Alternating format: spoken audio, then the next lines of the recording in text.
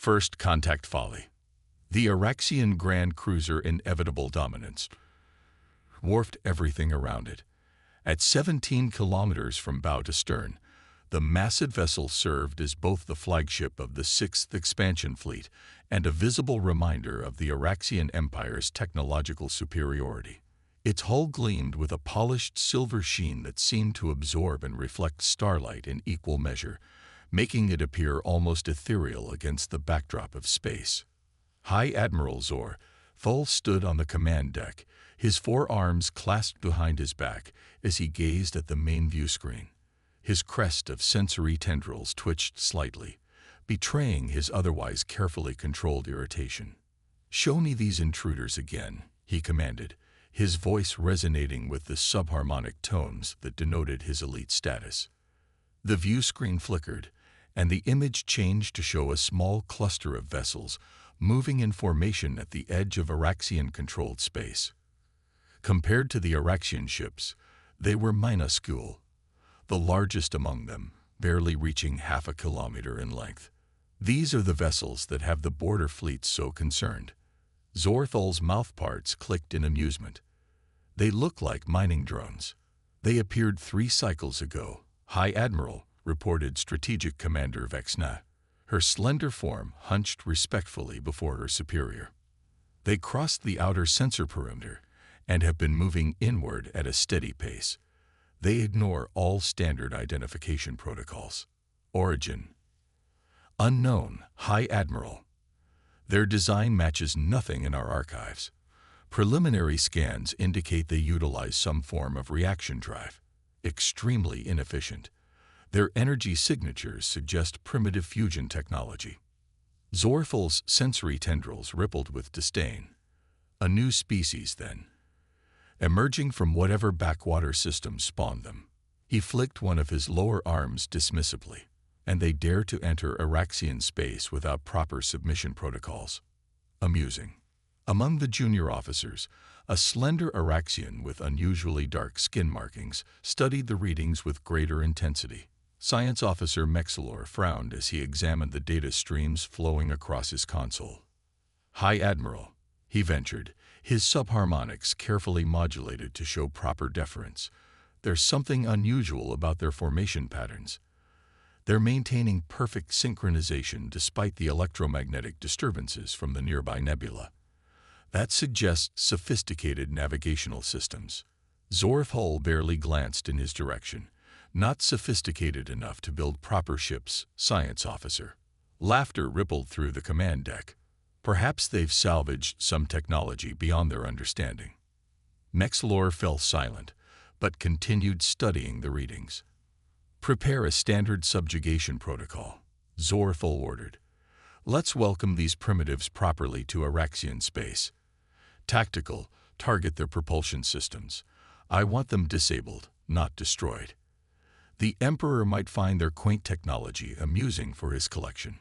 Captain Maya Chen stood on the bridge of the EEF Perseverance, her expression calm despite the tension evident in the posture of her crew.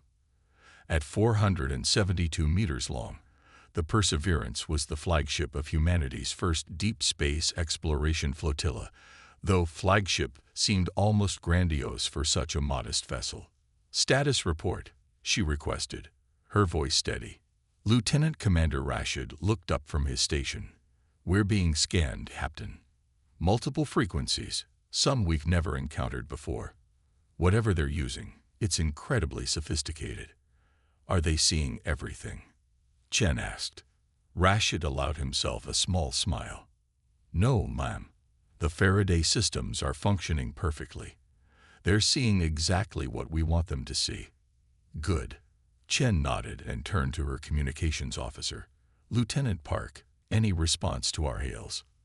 "Nothing that our systems recognize as communication, Captain," Park replied. "There's a lot of activity on various frequencies, but it doesn't match any of our first contact protocols. Keep broadcasting the greeting package on all channels.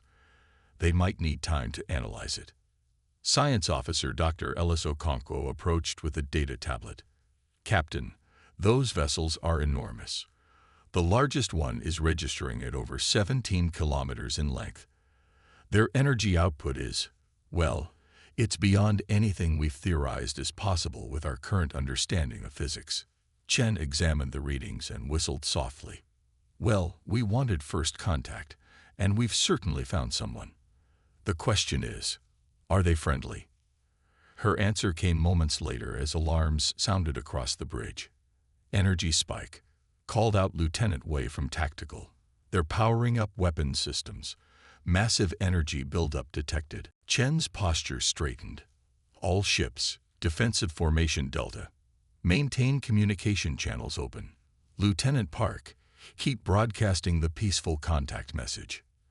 They're not listening, Captain, Wei reported, tension evident in his voice. 3 of their smaller vessels are moving to flank us. Chen's eyes narrowed. So much for the peaceful approach.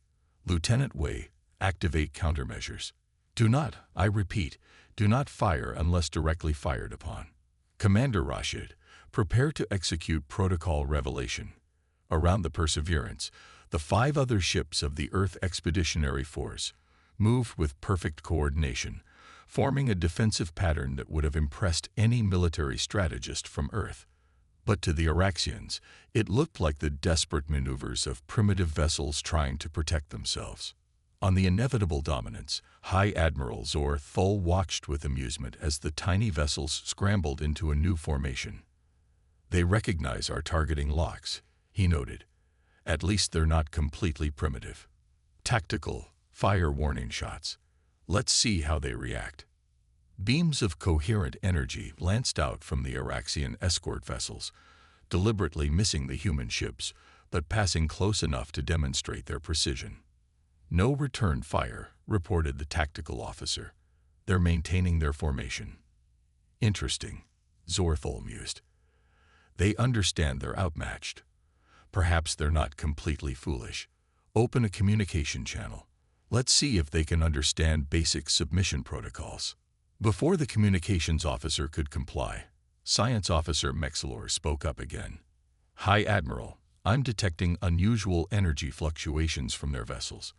It's not consistent with weapons charging, but they wouldn't dare fire upon us. Zorthol interrupted. They must realize a single shot from our tertiary batteries would vaporize their entire fleet. It's not weapons energy, sir, Mexlor insisted. It's something else. The pattern is unlike anything in our database. Zorthol's irritation was visible now, his sensory tendrils fully erect. Whatever primitive technology they're attempting to employ, it will not save them from. His words died in his throat as the view screen suddenly showed something impossible. The human vessels, which moments before had appeared small and fragile, seemed to shimmer and change.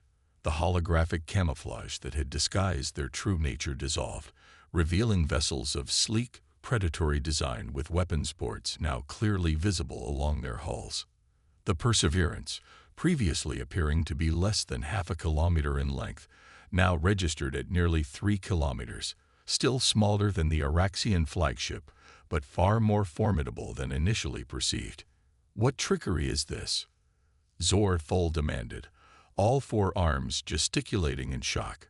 High Admiral. The tactical officer's voice shook slightly. They've activated some form of energy shielding we didn't detect before.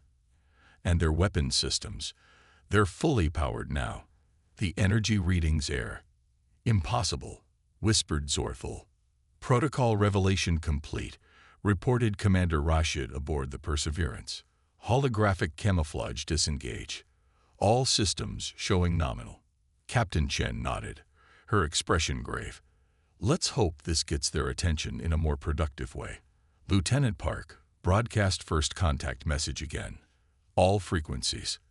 Let them know we came in peace and still desire peaceful communication. Message broadcasting. Captain. Chen stood and straightened her uniform. Let's see how they respond to dealing with equals rather than what they perceived as primitives. The bridge fell silent as they waited. The Araxian vessels had ceased their approach, seemingly frozen in space as they reassessed the situation. They're scanning us again, Rashid reported. Much more thorough this time. Chen allowed herself a small smile. Now they're paying attention. After several tense minutes, Lieutenant Park straightened at her station. "Captain, we're receiving a transmission. Our systems are translating now." The main view screen flickered, and for the first time, humanity gazed upon the face of an alien intelligence.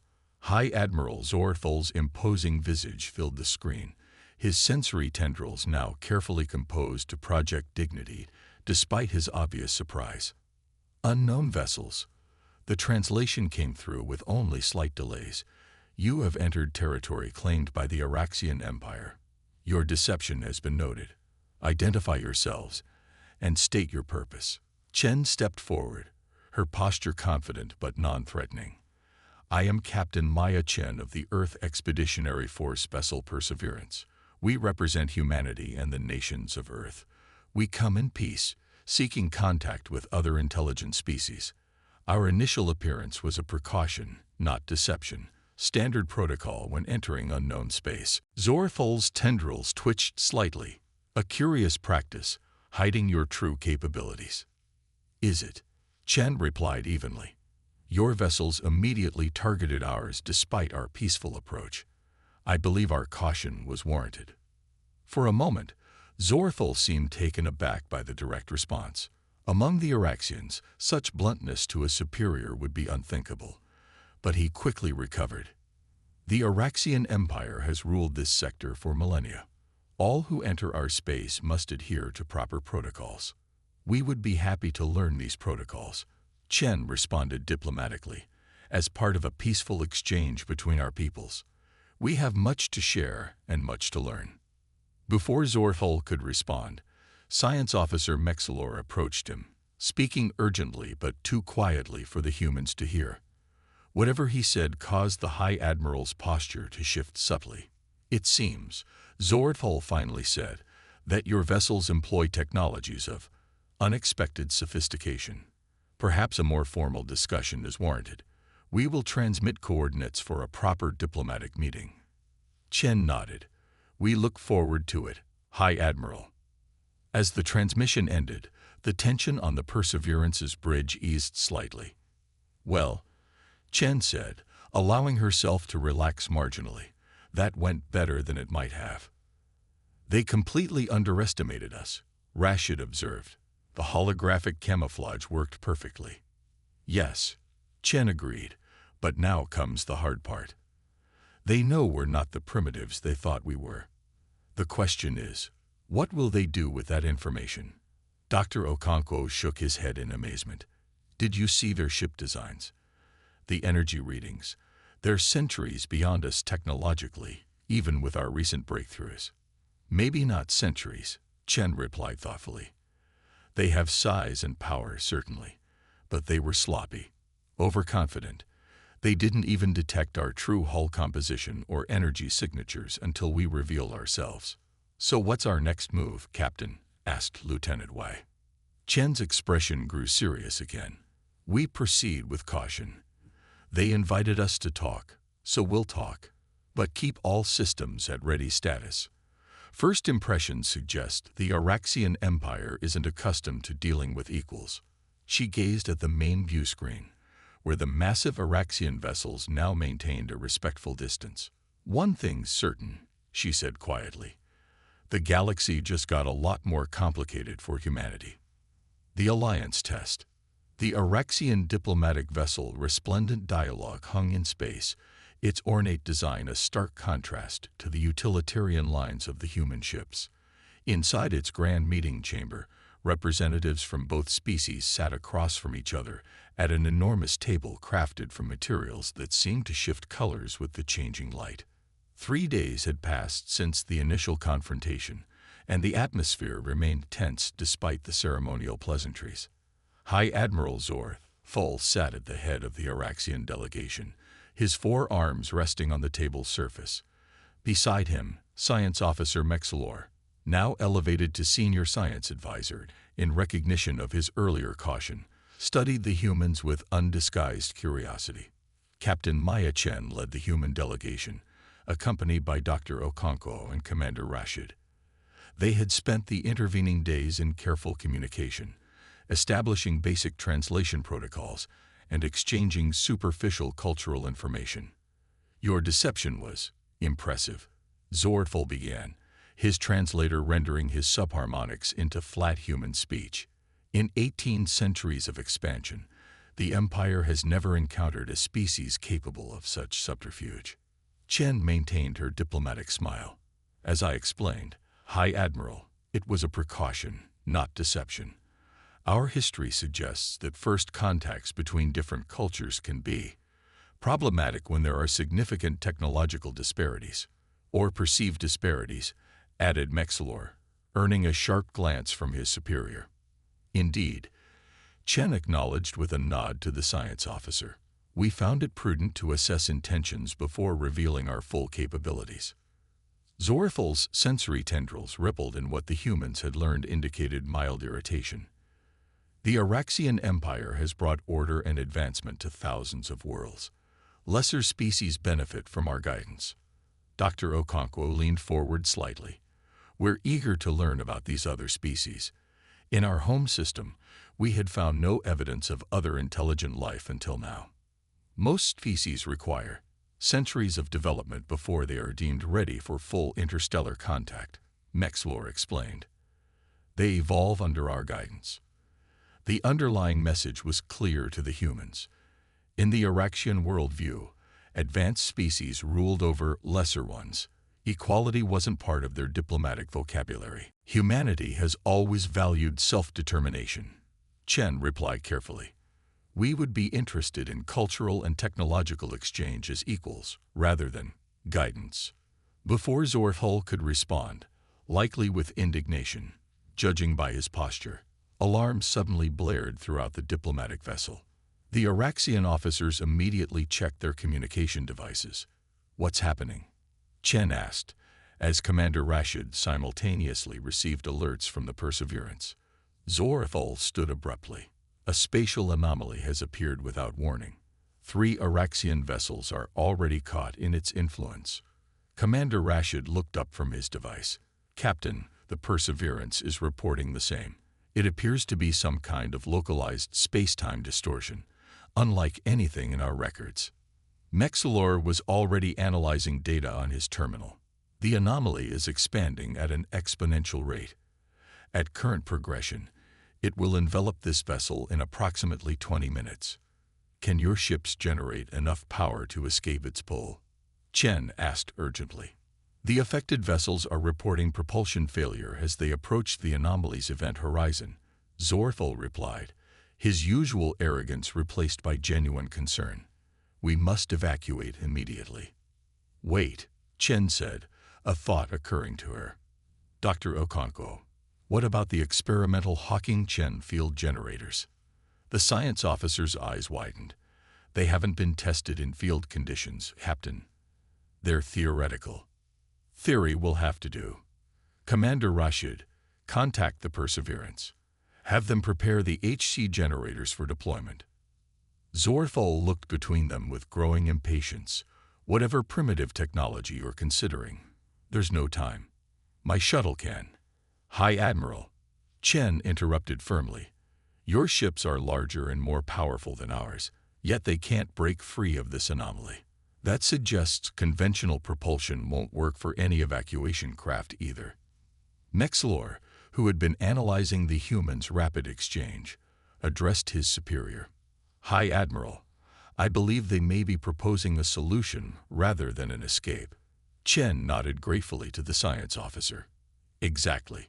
We've been developing technology specifically designed to stabilize spatial distortions.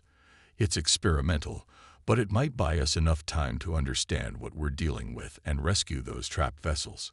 For a moment, Zorful's pride warred visibly with practicality. Finally, he gave a curt nod. Explain this technology. 90 minutes later, the Perseverance hung at the edge of the spatial anomaly, which appeared as a swirling distortion in the fabric of space itself. 3 Araxian vessels and 1 human support ship were trapped within its influence, their power systems fluctuating as the anomaly's effects played havoc with their technology. On the bridge, Captain Chen coordinated the desperate operation. Status of the HC generators. Online and calibrated, Captain, replied Dr. Okonkwo, who had returned to the Perseverance to oversee the operation. But I must emphasize, this is completely untested technology. The mathematics suggest it should create a counter-resonance to the anomaly's frequency. But we're out of options, Doctor, Chen said gently. The anomaly has accelerated its expansion. We have minutes, not hours. Aboard the Araxian flagship, now positioned alongside the Perseverance, Mexlor worked furiously to integrate the human calculations into Araxian systems. High Admiral Zorthol watched with unconcealed skepticism. These calculations cannot be correct, he declared, reviewing the data. They contradict three fundamental laws of spatial mechanics. With respect, High Admiral, Mexlor replied cautiously. Our understanding of spatial mechanics developed in normal space. This anomaly operates by different rules. And these humans claim to understand those rules better than the Empire's finest minds. Mexlor's tendrils twitched in what might have been the Araxian equivalent of a shrug. They approached the problem differently. Their mathematics focuses on probabilistic outcomes rather than deterministic solutions. It's unorthodox, but the underlying theory is sound. Zorthol made a dismissive gesture with his lower arms, but did not interfere as Mexlor continued his work.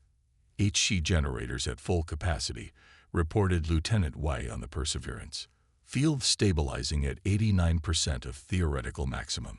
Deploy on my mark, Chen ordered. Synchronize with the Araxian vessel.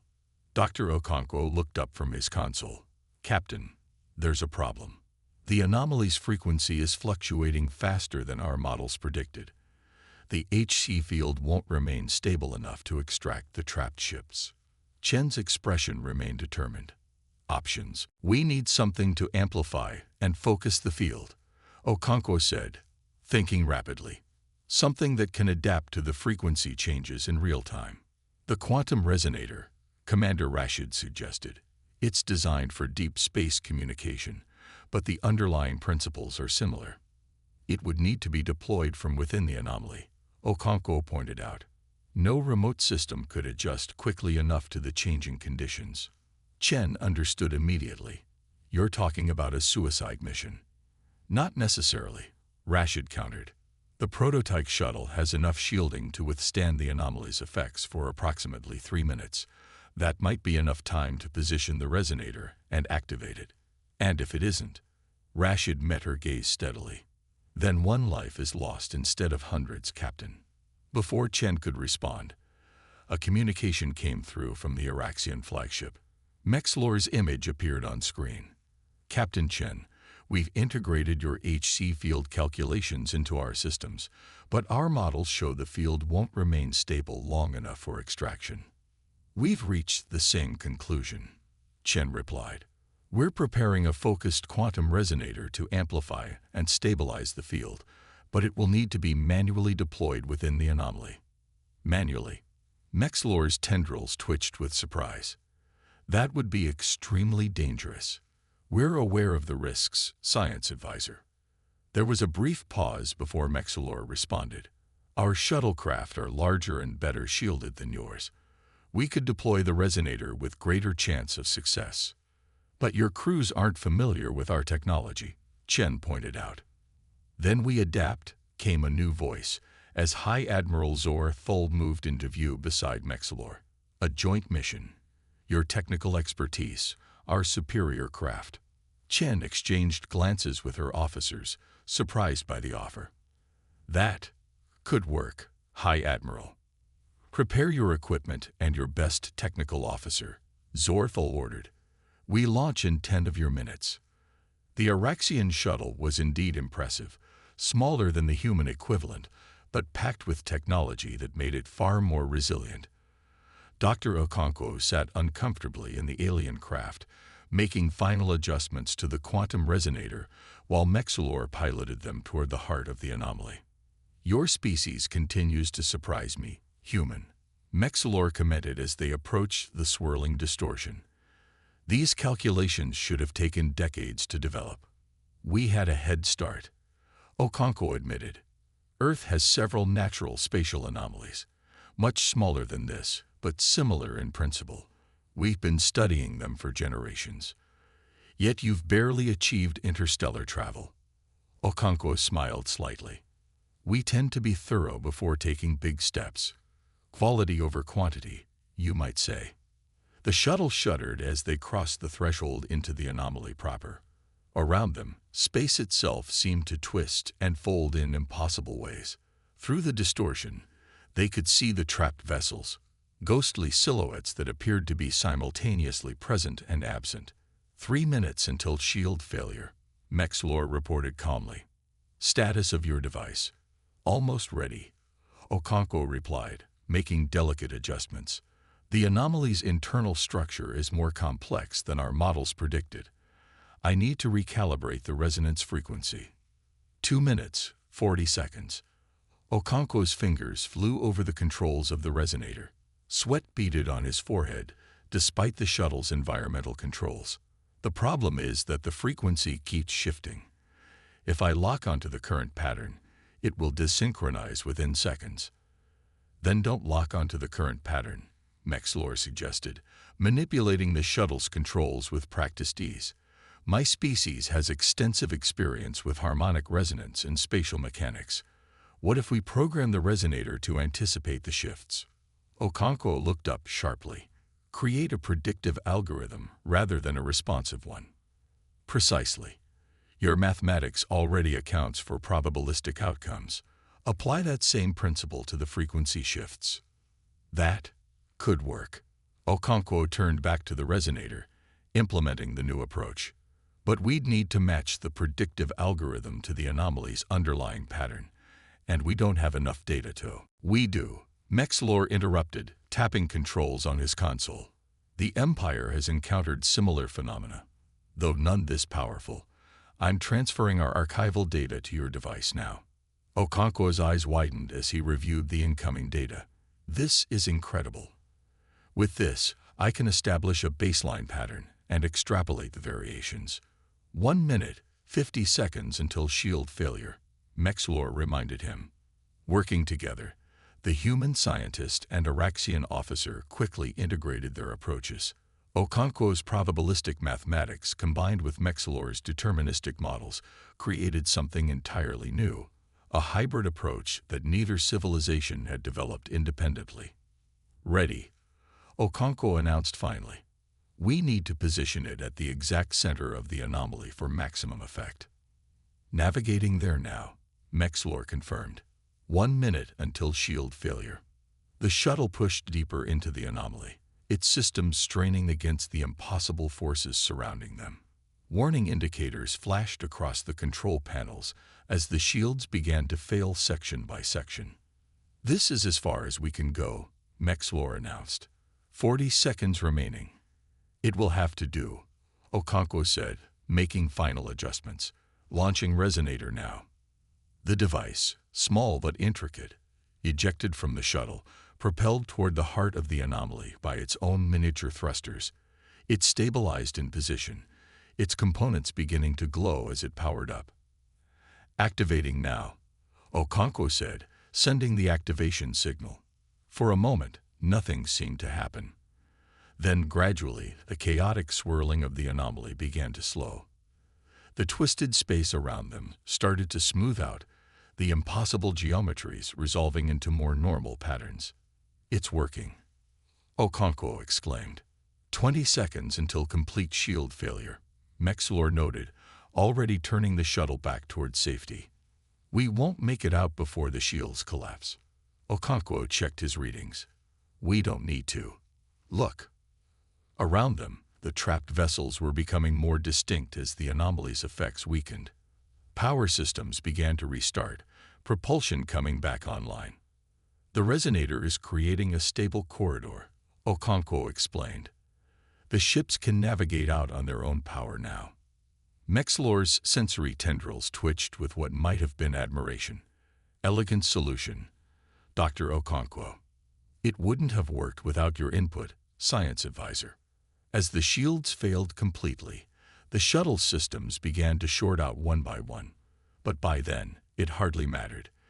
The anomaly had weakened enough that they could limp back to safety, the rescued vessels following in their wake. 1 week later, representatives from both species again sat across from each other in the grand meeting chamber of the resplendent dialogue. But the atmosphere had changed remarkably. The Emperor himself has reviewed the reports of your actions, High Admiral Zor Thul announced, his posture more relaxed than in previous meetings. The Araxian Empire acknowledges the debt owed to humanity for your assistance in this crisis. We simply did what was necessary, Captain Chen replied modestly, and we couldn't have succeeded without science advisor Mexlor's expertise. Mexlor's tendrils rippled in what the humans now recognize as pleased embarrassment. It was a true collaboration. Neither of our approaches would have worked independently. Indeed, Zor Thul acknowledged, which brings us to the Emperor's decision. The Araxian Empire formally recognizes humanity as a peer species, only the third such designation in our history. Chen exchanged surprised glances with her officers. We're honored, High Admiral. What does this designation entail? Full diplomatic recognition, access to designated trade routes, exchange of cultural and scientific data. Zor Thul paused, then added what clearly cost him some effort, and recognition of your territorial claims in your home system. That's a generous offer, Chen replied carefully. We look forward to establishing formal diplomatic relations. There is one more thing. Zor Thul gestured, and an aide brought forward an ornate case. The Emperor has authorized the sharing of certain technological data as a gesture of good faith. Information on our faster-than-light communication systems, which should prove compatible with your existing technology. Dr. Okonkwo accepted the case with barely concealed excitement. This is incredibly generous, High Admiral. It is practical, Zor Thul replied. The anomaly crisis demonstrated that our different approaches to science can be complementary. The Empire values efficiency, as does humanity, Chen agreed. Though we often find that diversity of thought leads to the most efficient solutions in the long term, a philosophy the Empire may need to reconsider, Mexlor suggested delicately. Zor Thul's tendrils twitched, but he did not disagree, a significant shift from his earlier attitude. Captain Chen, the High Admiral said instead, your small fleet surprised us. Your technology, disguised beneath an unassuming exterior, proved more sophisticated than we anticipated. Your approach to spatial mechanics offered solutions our own scientists had not considered. Perhaps, he seemed to struggle with the words, perhaps the Araxian Empire has something to learn from humanity. Chen smiled diplomatically, and humanity has much to learn from the Araxian Empire. I believe this is the beginning of a productive relationship for both our peoples. As the formal meeting concluded and the delegations prepared to depart, Commander Rashid fell into step beside Captain Chen. Well, that went better than anyone could have expected, he observed quietly. Yes, Chen agreed. Though I suspect it was less about our diplomatic skills and more about saving those ships. Actions speaking louder than words. Chen smiled. Something like that. They thought we were primitive because our ships were small. We proved that size isn't everything. Sometimes it's innovation that matters most. Do you think they've really accepted us as equals? Chen glanced back at Zor Thul, who was conferring with his officers. Not entirely. Not yet. But they respect us now. It's a start. And the technology they shared. We'll study it carefully, integrate what works with our own systems. Chen's expression grew thoughtful. But we'll keep a few surprises in reserve, just in case. Rashid nodded in understanding. Earth would proceed cautiously, as it always had. But humanity had taken its first steps into a much larger universe, a universe that had laughed at their tiny fleet, only to discover that size was perhaps the least important measure of a civilization's capabilities. As the Perseverance broke orbit and set course for Earth, Captain Chen stood on the bridge, watching the massive Araxian vessels recede on the view screen. They had come seeking first contact, and found it, along with respect, if not friendship. It was, she decided, a promising beginning. Humanity had announced its presence to the stars not with conquest or intimidation, but with ingenuity and adaptability. In the grand cosmic scheme, those might prove to be the most powerful weapons of all.